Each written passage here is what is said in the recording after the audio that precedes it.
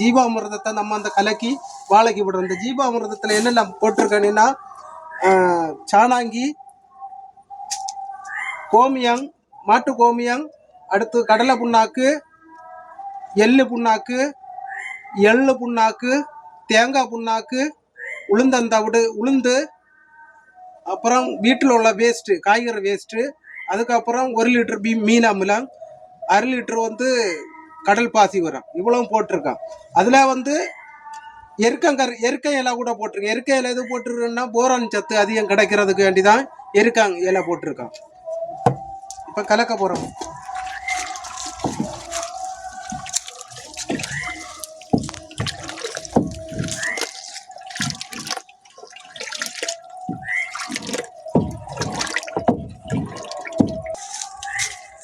இப்போ 10 litre barrel எடுத்திருக்கேன். அதில் 5 லிட்டரு கரைசல் விடியும். அதுக்கப்புறம் இதில் தண்ணி விட்டுட்டு நம்ம வாழைக்கு விடுவோம். 2 லிட்டர் வீதம் விடுவோம் ஒரு வாழைக்கு.